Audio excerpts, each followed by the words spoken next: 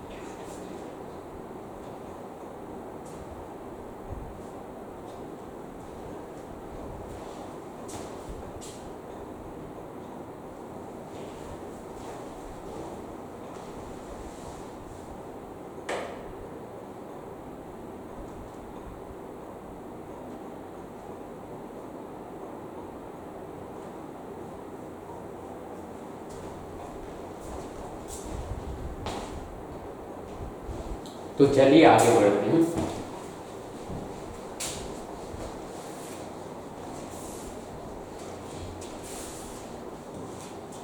तो हमें अगर कोई लूप है, ठीक है, अगर कोई लूप है और इसका जो मैग्नेटिक फील्ड है, चलिए इसका जो मैग्नेटिक फील्ड है वो बाहर की ओर है और टाइम के साथ बढ़ रही है, मान लीजिए के जो है पॉजिटिव कांस्टेंट है, e की पावर मैं इसको t लिख देता हूँ, ठीक है। तो यहाँ हो क्या रहा है कि मैग्नेटिक फील्ड की जो वैल्यू है, जैसे जैसे टाइम बढ़ रही है मैग्नेटिक फील्ड की जो वैल्यू है वो भी बढ़ती जा रही है, ठीक है। अब अगर मैग्नेटिक फील्ड की वैल्यू बढ़ रही है, इसका मतलब ये है कि मैग्नेटिक फ्लक्स भी बढ़ रहा है, यानी कि मैग्नेटिक फ्लक्स में चेंज हो रहा है। और अगर मैग्नेटिक फ्लक्स में चेंज होगा तो यहाँ पे इंड्यूस्ड करंट आ जाएगा, और इंड्यूस्ड करंट आ जाएगा तो हमें उसका जो डायरेक्शन है, हम उसका डायरेक्शन कैसे पता करते थे, हम उसका डायरेक्शन जो है लेंज लॉ का यूज करके पता करते थे।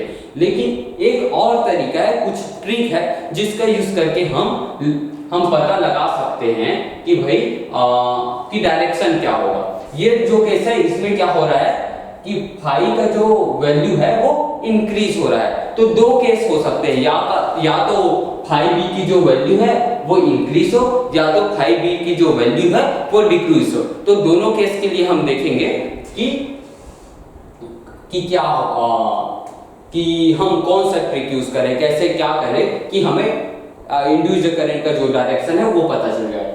जैसे कि इस केस में क्या हो रहा है, फाई बी जो है लूप से जो लिंक मैग्नेटिक फ्लक्स है इस केस में बढ़ता जा रहा है, उसमें जो चेंज आ रहा है वो जो फाई है वो बढ़ता जा रहा है, जो इसमें चेंज आ रहा है, ठीक है। अब मैं दूसरा केस की बात कर लूं कि एक वायर है, इस पे ऊपर की तरफ करंट फ्लो हो रहा है और यहाँ पे कोई लूप है, ठीक है।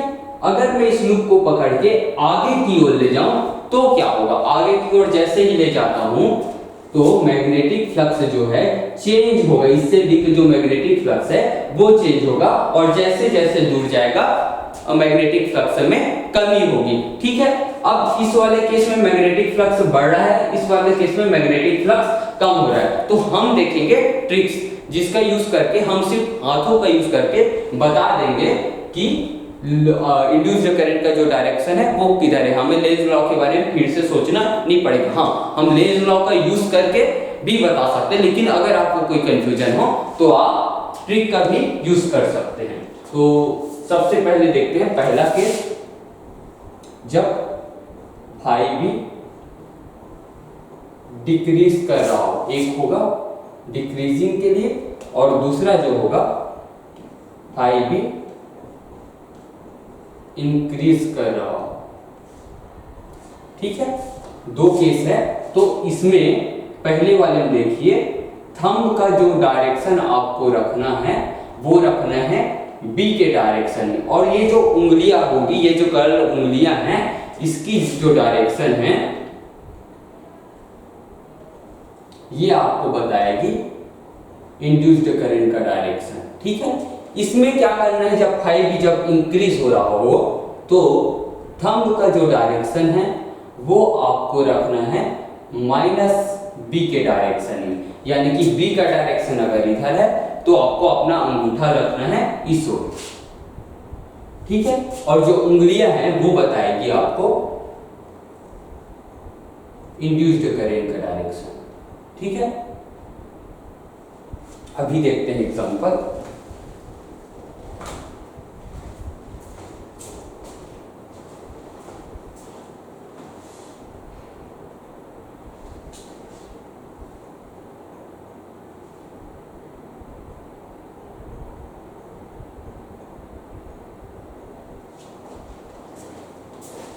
ये डिक्रीजिंग वाला केस हो गया और ये इंक्रीजिंग वाला केस हो गया, और ये आपका थंब को आपको कैसे रखना है ये हो गया।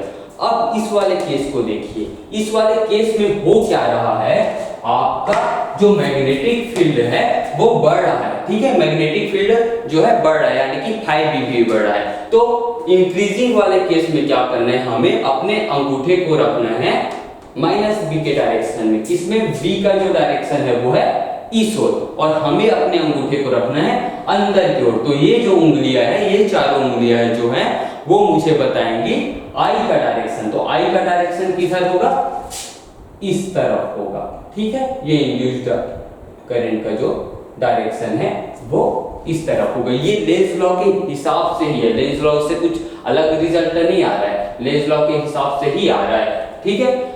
इस वाले केस में क्या होगा, इसमें जो है जैसे इसको पकड़ के मैं दूर ले जाता हूं तो क्या हो रहा है, दूर जब ले जाता हूं तो इस जो 5 है उसमें कमी हो रही है, डिक्रीज हो रहा है। तो डिक्रीज होने के लिए हम कौन सा केस यूज करेंगे, इस वाले केस में कि बी के डायरेक्शन में मुझे अपने अंगूठे को रखना है और ये जो चारों उंगलियां है वो मुझे इंड्यूस्ड करंट का डायरेक्शन बताएगी। तो अगर इसमें आई करंट फ्लो हो रहा है तो क्या होगा कि जो बी का डायरेक्शन है वो अंदर की ओर होगी। तो मैं अपने अंगूठे को रखूंगा अंदर की ओर और अपनी उंगलियों और मेरी जो उंगली है वो मुझे बताएगी इंड्यूस्ड करंट का डायरेक्शन। ठीक है, तो ये हो गया आई इंड्यूस्ड। ठीक है, इसमें भी क्लॉकवाइज आ गया, इसमें भी क्लॉकवाइज आ गया, कोई जरूरी नहीं कि क्लॉकवाइज ही आए, दूसरा भी केस हो सकता है। ठीक है, तो ये आप लिख लीजिए ट्रिक, फिर आगे बढ़ेंगे हम।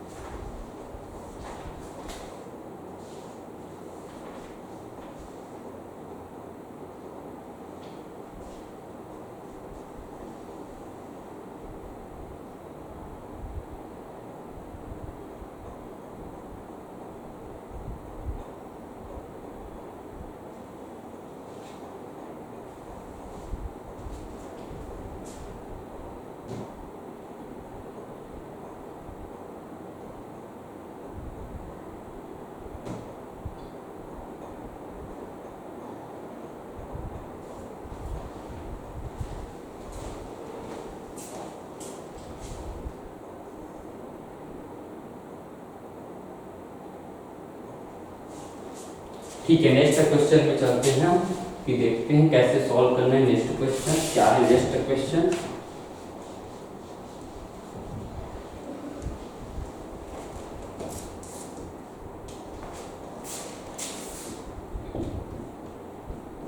what is the acceleration of magnet. ठीक है, ठीक पॉल का केस दे रहा हूं मैं। ठीक, पहला जो ये देखिए कि यहां पे कोई लूप है, ये रहा आपका लूप, और यहां से कोई मैग्नेट है वो नीचे की ओर आ रहा है। ठीक है, ये एन बोल दिया, ये एस बोल दिया। आपको बताना है कि और इसका जो एक्सेलरेशन रहेगा, इसका जो ए की वैल्यू है वो जी के बराबर होगी, जी से कम होगी, या जी से ज्यादा होगी। ठीक है, ये तीनों के तीन ऑप्शन आपके पास है। एक मैग्नेट है, फ्री फॉल कर रहा है, उसके नीचे जस्ट नीचे क्या है, रिंग है। आपको क्या बताना है कि जो मैग्नेट के लिए जो ए की वैल्यू होगी, एक्सीलरेशन उसका जो होगा वो कितना होगा, जी के बराबर होगा, जी से छोटा होगा या जी से बड़ा होगा, ये बात आपको सोचनी है। ये पहला क्वेश्चन समझ लीजिए। मैं दूसरा और क्वेश्चन दे देता हूं ऐसे ही सिमिलर टाइप का, कि एक रिंग है, ठीक है, और नीचे की ओर मैग्नेट है। मैग्नेट यहां से फ्री फॉल कर रहा है, इसको बोल देता हूं ए, इसको बोल देता हूं एस। आपको बताना है कि यहां पे ए की वैल्यू क्या होगी इसकी, और यहां पे इसकी ए की वैल्यू क्या होगी। ऑप्शन इसमें भी वही है कि ए इक्वल टू जी होगा, ए छोटा होगा जी से, या ए बड़ा होगा जी से। थोड़ा देर सोचिए और बताइए कि क्या होगा।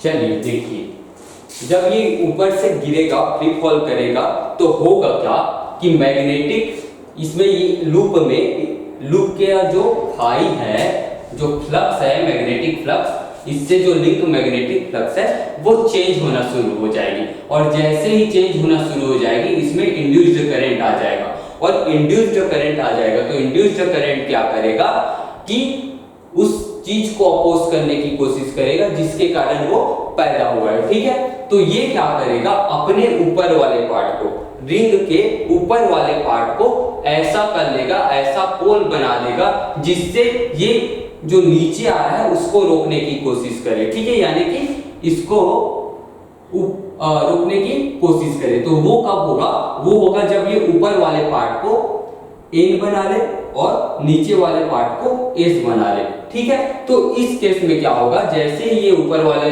मैग्नेट को रोकने की कोशिश करेगा, उससे होगा क्या कि इसका जो एक्सीलरेशन था जी, ठीक है, जब फ्री फॉल के केस में कौन सा होता है, एक्सीलरेशन जी होता है। ठीक है, अब ये रोकने की कोशिश किया तब इसका एक्सीलरेशन जी से छोटा हो गया, यानी कि ए जो है वो छोटा हो गया जी से। ठीक है, तो इसका जो आंसर आएगा वो आएगा बी। ठीक है, जो लूप है, जो लूप में इंड्यूस्ड करंट है, वो मैग्नेटिक फील्ड को रोकने की कोशिश कर रहा है। वो नहीं चाहता कि मैग्नेटिक फील्ड इस ओर आए, इसके पास आए गिरते हुए। ठीक है, ये ट्राई करेगा कि ये उसको रोक ले। दूसरा वाला केस देखते हैं, इसमें क्या है। दूसरे वाले केस में क्या है, एक रिंग है, इसके नीचे मैग्नेट गिर रहा है। फ्री फॉल में क्या होगा कि इसका जो एक्सीलरेशन है वो जी होगा, लेकिन यहां पे क्या हो रहा है कि जैसे ये रिंग से दूर जा रहा है स्पीड के साथ, एक एक्सीलरेशन के साथ, इससे जो लिंक जो मैग्नेटिक फ्लक्स है उसमें चेंज आ रहा है। ठीक है, जैसे ही चेंज आएगा होगा क्या कि इसमें इंड्यूस्ड करंट आ जाएगी, और इंड्यूस्ड करंट का डायरेक्शन कुछ ऐसा होगा कि ये इसको गिरने से रोकना चाहेगी, यानी कि इसको अपनी ओर अट्रैक्ट करने की कोशिश करेगी। और अपनी ओर अट्रैक्ट करने के लिए इसको क्या करना पड़ेगा कि नीचे वाला जो साइड है रिंग का, उसको इसको एन बनाना पड़ेगा, और ऊपर वाला जो पार्ट है उसको एस बनाना पड़ेगा। ठीक है, यानी कि ये इसको अट्रैक्ट करेगी, तो जो इसका एक्सीलरेशन जी था वो पहले की तुलना में कम हो जाएगा, ए जो है जी से कम हो जाएगा। तो इस केस में भी ऑप्शन बी आएगा, इस केस में भी ऑप्शन बी आएगा। ठीक है, आप नोट कर लीजिए।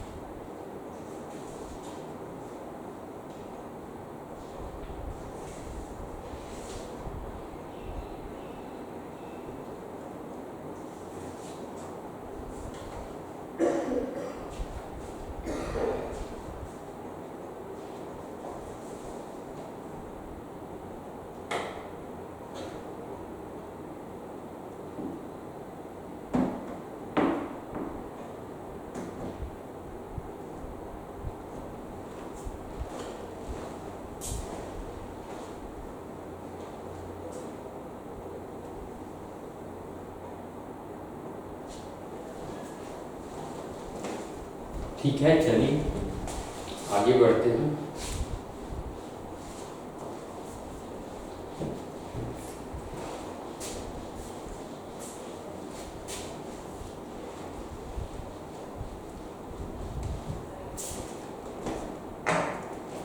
देखिए तो क्या जो फाई था यानी कि मैग्नेटिक फ्लक्स था, उसको कैसे दिखाते थे? फाई बी का जो फार्मूला था वो क्या था? बी ए कॉस थीटा था इसका। और हमने देखा था कि जैसे ही फाई बी में चेंज होगा, ठीक है, फाई बी में चेंज होगा टाइम के साथ, तो लूप में इंड्यूस्ड करंट आ जाएगी। अगर कोई लूप है उसके साथ जो लिंक मैग्नेटिक फ्लक्स है उसमें चेंज होता है, तो वहां पे क्या होगा? वहां पे इंड्यूस्ड करंट आ जाएगी। अब फाई जो है वो कैसे चेंज हो सकता है? 3 तरीके से फाई चेंज हो सकता है। पहला क्या हो कि ए और थीटा तो फिक्स रहे, लेकिन जो बी है वो चेंज होता रहे। ठीक है, पहला तो ये हो सकता है। दूसरा क्या हो सकता है? बी और थीटा जो है वो फिक्स रहे। दूसरा क्या है कि बी और थीटा जो है फिक्स रहे, ए टाइम के साथ चेंज होता रहे। अब ए टाइम के साथ कैसे चेंज होगा? कि समझिए कि कोई लूप है, उसका जो एरिया है टाइम के साथ श्रिंक हो रहा है, ठीक है, तो उस केस में जो फ्लक्स है वो चेंज होने लग जाएगा और वहां पे इंड्यूस्ड करंट आ जाएगा।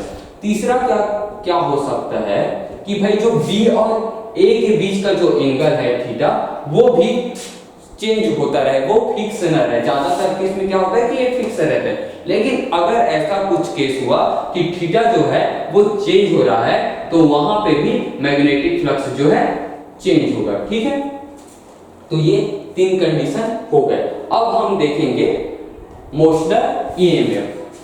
तो अगला टॉपिक डाल लीजिए, मोशनल ईएमएफ।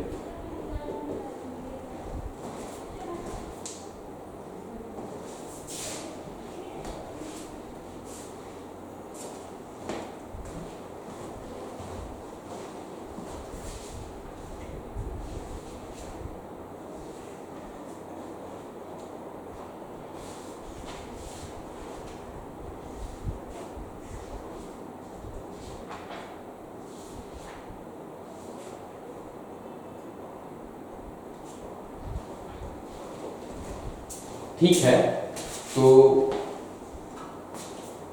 तो सब देखिए कि समझिए कि यहाँ पे अंदर की ओर, चलिए मान लीजिए कि अंदर की ओर मैग्नेटिक फील्ड है। ठीक है, मैग्नेटिक फील्ड का जो डायरेक्शन है वो अंदर की ओर है, और यहाँ पे कोई कंडक्टर है, कोई कंडक्टर रॉड है, वो यहाँ पे है, और इसका मोशन हो रहा है। किधर हो रहा है?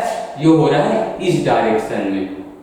ठीक है, आप देखिए कि इसमें, और ये इसका जो लेंथ है वो है L मान लीजिए। तो आप क्या देखेंगे कि जो B है परपेंडिकुलर है V के, B और V जो है आपस में परपेंडिकुलर है। ठीक है, और B और L भी आपस में परपेंडिकुलर है। B का डायरेक्शन है अलग अंदर की ओर, और इसका जो डायरेक्शन है वो B के परपेंडिकुलर। ठीक है, और क्या है, A और V का जो भी डायरेक्शन है वो भी परपेंडिकुलर है। ठीक है, तो हम यहाँ देख रहे हैं कि B परपेंडिकुलर है L के, परपेंडिकुलर है V के, तो ये तीनों आपस में इस केस में परपेंडिकुलर है।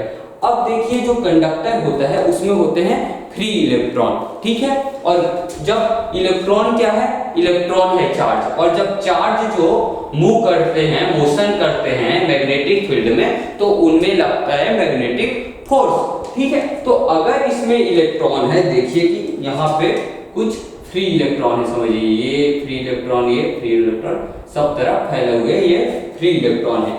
अब इन पे जब फोर्स लगेगा, फोर्स किधर लगेगा?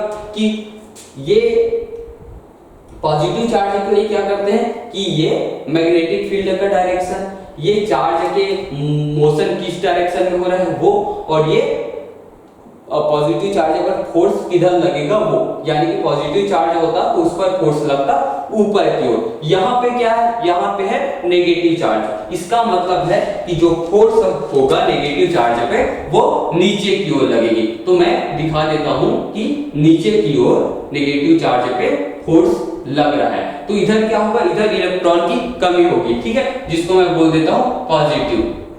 ठीक, तो हुआ क्या कि इधर हो गया नेगेटिव और इधर हो गया पॉजिटिव। तो ये जो रॉड है वो किस तरीके से काम कर रहा है कि जैसे यहाँ पे क्या आ जाएगा, पोटेंशियल डिफरेंस। तो ये जो रॉड है एक बैटरी की तरह कुछ हमें दिखेगा। अगर इसको हम कोई क्वेश्चन सॉल्व करते टाइम हमें बैटरी से रिप्लेस कर सकते हैं, जिसका यूज करके हम क्वेश्चन सॉल्व करेंगे, ठीक है। तो यहाँ पे क्या हुआ कि यहाँ पे जो इलेक्ट्रॉन है उस पर फोर्स लगा, ठीक है। यानी कि जब हम रॉड को मोशन करवाते हैं, कंडक्टर को मोशन करवाते हैं मैग्नेटिक फील्ड में, तो उस पे भी फोर्स लगता है, ठीक है। या सॉरी, उस पे जो है ईएमएफ आ जाता है, उस पे ईएमएफ जनरेट हो जाता है। फोर्स के बारे में बाद में बात करेंगे कि फोर्स होता है कि नहीं, उसमें ईएमएफ जनरेट हो जाता है। इधर हो गया पॉजिटिव, इधर हो गया नेगेटिव, ठीक है। तो अब ऐसा केस के बारे में पहले देखते हैं कि जहां पे B perpendicular, L perpendicular, B हो, ये तीनों ही जो चीज है वो आपस में परपेंडिकुलर हो, तो उस केस में जो E होगा उसकी जो वैल्यू होगी वो होगी BVL, ठीक है। ये हो जाएगा इस केस के लिए। लेकिन ये फॉर्मूला तभी के लिए है जब तीनों के तीनों आपस में परपेंडिकुलर हो, ठीक है। तो ये लिख लीजिए, फिर देखते हैं और दूसरे केस के बारे में देखेंगे।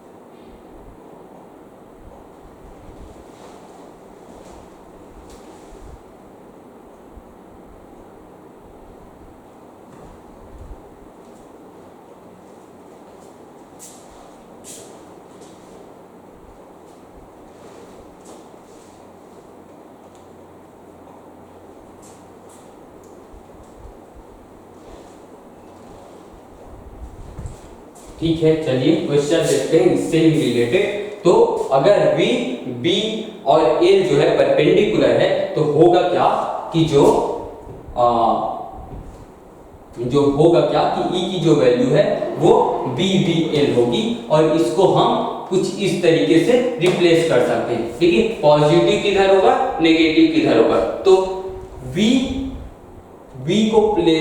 क्रॉस B करेंगे, V क्रॉस B, तो हमारा जो अंगूठा आएगा ऊपर की ओर, ठीक है। तो जब भी आपको देखना हो कि पॉजिटिव किधर है, नेगेटिव किधर है, आप करना B क्रॉस B, ठीक है। अंगूठे की तरफ जो होगा वो पॉजिटिव होगा और नीचे की ओर नेगेटिव। तो इससे रिलेटेड क्वेश्चन देखते हैं।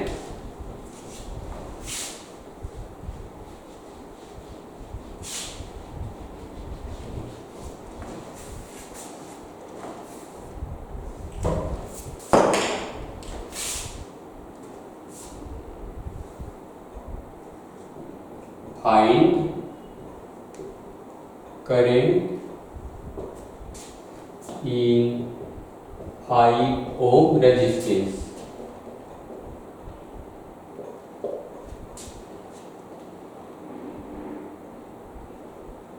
Find current in 5 ohm resistance.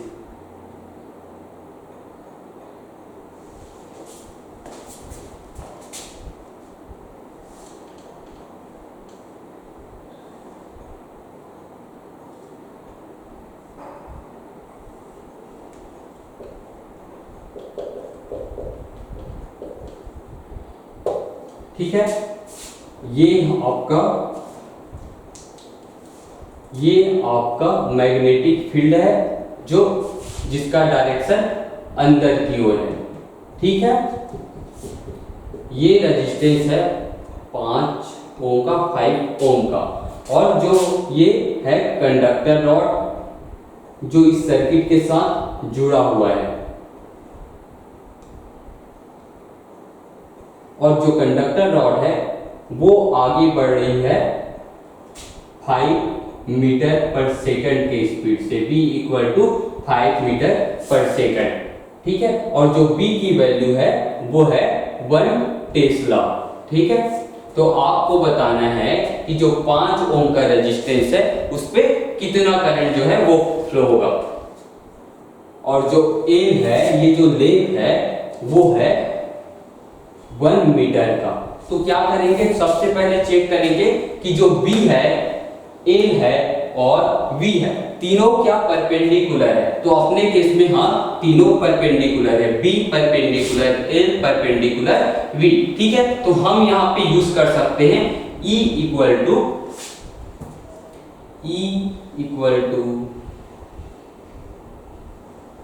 b v l। b कितना है 1, b कितना है 5, l कितना है 1।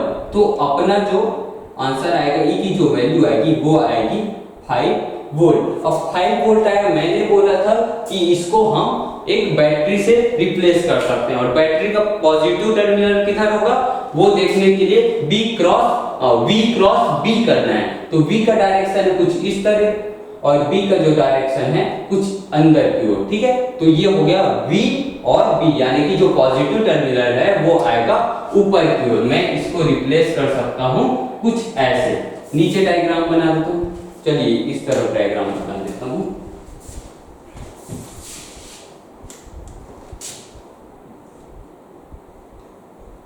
ये हो गया, हमने रिप्लेस कर दिया बैटरी से, और इसकी जो वैल्यू आई वो आई 5 वोल्ट। ये था 5 ओम। ठीक। अब हमें क्या निकालना है, 5 ओम में हमें करंट निकालना है। तो V इक्वल टू होता है I R, R जाएगी इधर I, तो इसका जो वैल्यू हो जाएगा वो होगा 5 equal to I equal to R का जो वैल्यू है वो है 5। तो I इक्वल टू हो जाएगा 1 एम्पियर, और ये होगा आपका आंसर। तो क्वेश्चन कुछ इस तरीके से सॉल्व करना है। ठीक है। ये लिख लीजिए।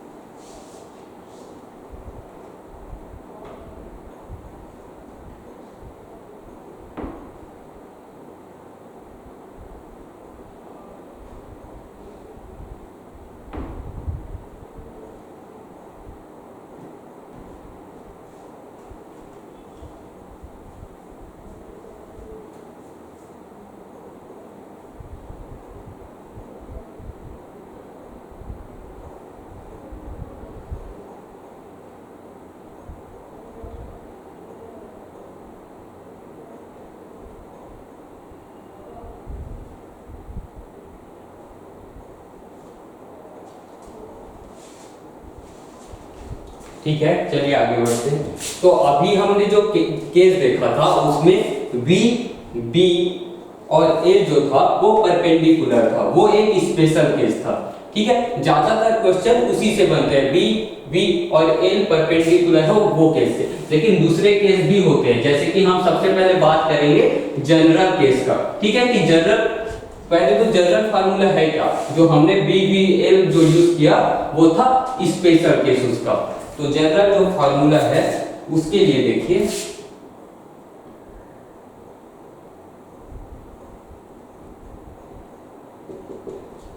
ठीक है, तो समझिए कि ये मैग्नेटिक फील्ड है कुछ इस डायरेक्शन में। ठीक है, यूनिफॉर्म मैग्नेटिक फील्ड है।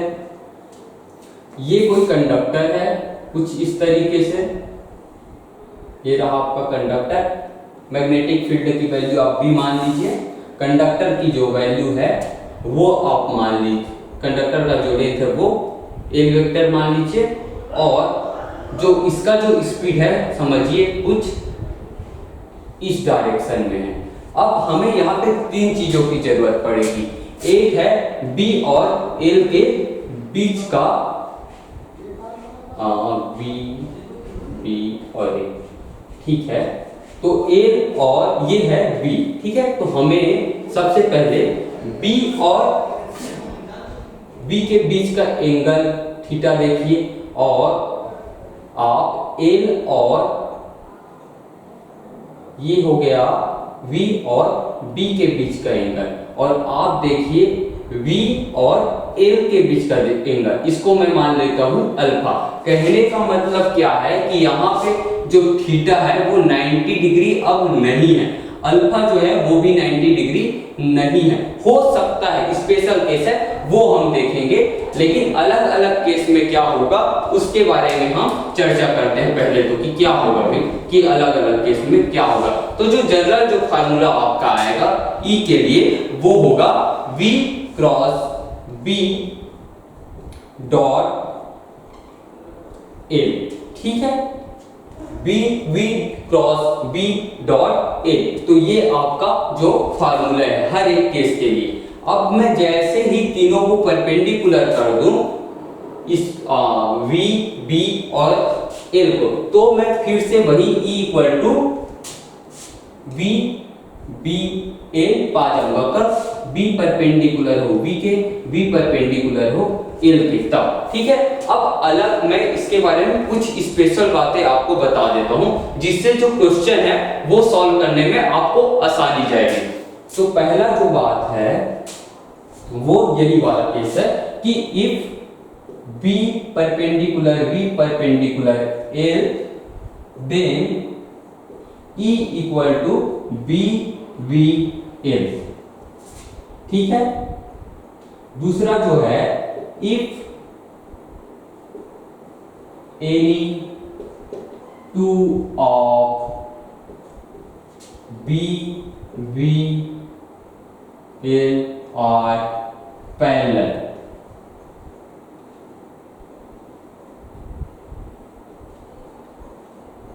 then E equal to 0।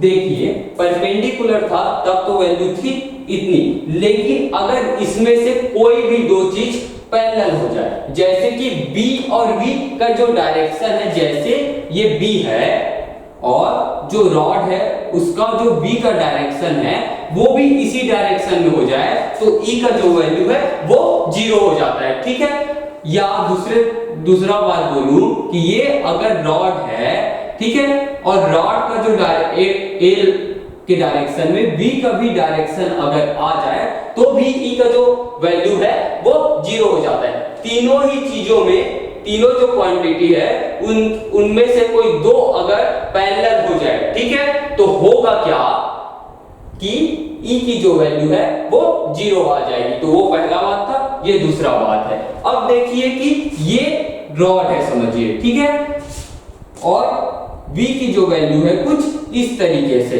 तो मैं इस V को दो कंपोनेंट में बांट सकता हूं। अगर ये थीटा हुआ, V और L के बीच का जो एंगल है वो थीटा हुआ, तो मैं बोल सकता हूं ये V sin थीटा और ये होगा v cos थीटा। तो v cos थीटा के कारण तो कोई ई प्रोड्यूस ही नहीं होगा, लेकिन v sin थीटा के कारण यहाँ पे ई प्रोड्यूस होगा। तो इस कंपोनेंट के कारण, यानी कि जो वेलोसिटी का परपेंडिकुलर कंपोनेंट है एल से जो वेलोसिटी का परपेंडिकुलर कंपोनेंट है, उसके कारण इसमें जो है ई प्रोड्यूस होती है, ठीक है। लेकिन इस v cos थीटा के कारण जो ई प्रोड्यूस होगा वो 0 होगा। तो ये लिख लीजिए आप, फिर देखते हैं हम कि क्वेश्चन कैसे इसका सॉल्व करना है। क्वेश्चन देखेंगे कुछ, आप इतना लिख लीजिए।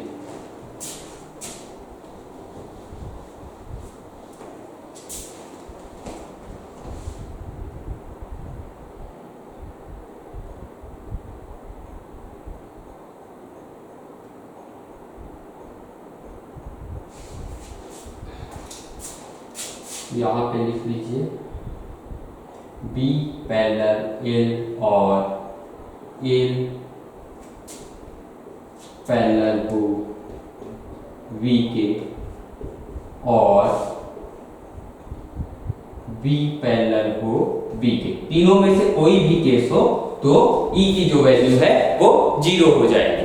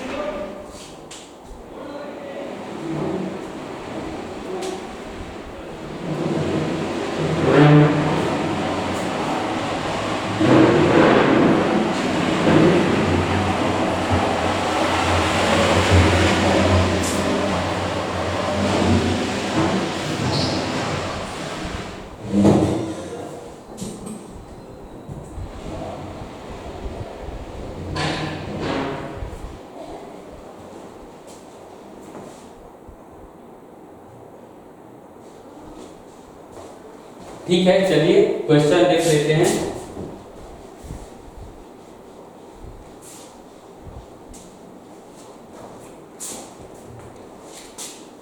तो क्वेश्चन लिखिए,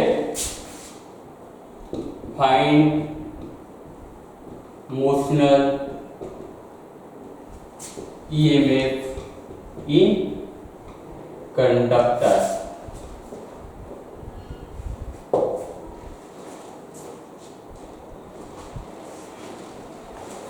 फर्स्ट ये बी का जो डायरेक्शन हो गया वो है, और मैग्नेटिक फील्ड की जो वैल्यू है वो है बी। यहाँ पे एक रॉड है और रॉड में जो वेलोसिटी का जो डायरेक्शन है वो है ऊपर की तरफ। ये हो गया बी और ये हो गया आपका एल।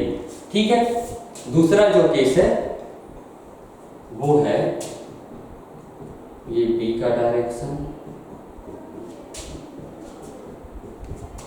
ये हो गया आपका कंडक्टर, बी अंदर की ओर, बी का जो डायरेक्शन है कुछ इस तरीके से।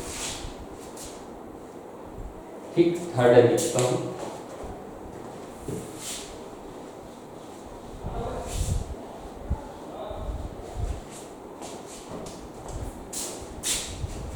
ये हो गया बी का डायरेक्शन, ये हो गया आपका रॉड,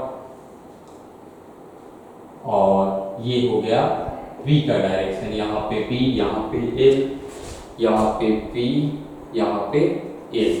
ठीक है, फोर्थ है आपका, ये हो गया बी का डायरेक्शन, ये हो गया आपका कंडक्टर और ये हो गया वी का डायरेक्शन। ठीक है, तो चारों ही केस में हमें ई की जो वैल्यू है वो निकालनी है। तो पहले केस के लिए देख लेते हैं कि पहले केस में क्या है। जो बी है वो जो बी और बी है वो तो परपेंडिकुलर है एक दूसरे से, ठीक है, लेकिन जो एल है और वी है उन दोनों का जो डायरेक्शन है वो सेम है। एल जो है पैरेलल है वी के, ठीक है, एल जो है पैरेलल है वी के। तो ये कौन सा केस हुआ? हमने जो दो केस लिखे थे, पहला और दूसरा, एक परपेंडिकुलर वाला, और मैंने बोला था कि तीनों में से कोई भी अगर दो पैरेलल हो गया तो जो ई की जो वैल्यू है वो जीरो हो जाएगी। तो इस केस में ई की जो वैल्यू है वो जीरो हो गई। ठीक है, अब इस वाले में आइए, बी परपेंडिकुलर है वी के, ठीक है, और V परपेंडिकुलर है एल के, यानी कि तीनों के तीनों जो चीज है वो आपस में परपेंडिकुलर है। तो हम क्या बोल सकते हैं? E equal to B V L. तीसरे वाले केस में आइए, एल और V तो परपेंडिकुलर है, एल परपेंडिकुलर V, लेकिन B और V परपेंडिकुलर नहीं है। B और V जो है पैरेलल है V के, V जो है पैरेलल है V के। तो कौन सा केस हुआ कि तीनों में से अगर कोई दो भी पैरेलल हो गया तो E की जो वैल्यू है वो हो जाएगी जीरो। ठीक है, तो आप कुछ इस तरीके से निकाल सकते हैं। ठीक है, जरूरी नहीं है कि आप ये दोनों कंडीशन याद रखें। आप क्या कर सकते हैं, मैंने जो फॉर्मूला बताया था E equal to V cross B dot L, आप इसका भी यूज करके फाइंड कर सकते हैं। ठीक है, आप क्या कीजिए कि आप ले लीजिए x, इसको x मान लीजिए, इस तरफ को y मान लीजिए, इस तरफ को z मान लीजिए। ठीक है, तो आप अगर तीनों का डायरेक्शन लेते हैं उसके बाद यहाँ पे पुट करते हैं, जैसे कि v अगर i डायरेक्शन में, तो आप vi करके इसको जब सॉल्व करेंगे तो आपका आंसर इस केस में भी आ जाएगा। लेकिन ये थोड़ा लंबा पड़ेगा, इसमें आप जल्दी से जल्दी बता सकते हैं। अगर परपेंडिकुलर और पैरेलल वाली बातें अगर हुई तो आप जल्दी से जल्दी इस केस में बता सकते हैं। अब इसमें देखिए कि V और B तो परपेंडिकुलर है एक दूसरे के, V परपेंडिकुलर B, ठीक है, लेकिन जो A है वो B के साथ परपेंडिकुलर नहीं है। A और B भी परपेंडिकुलर है लेकिन B पैरेलल है A के, तो इसमें क्या होगा? E equal to zero. ठीक है, तो ये आप लिख लीजिए चारों क्वेश्चन।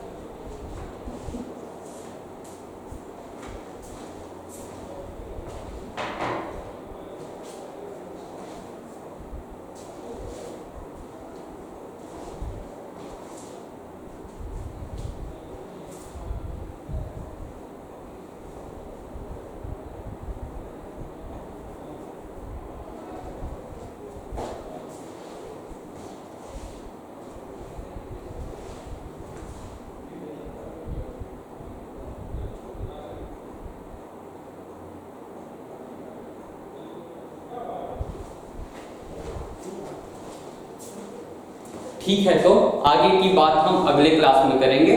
ठीक है, ओके, थैंक यू।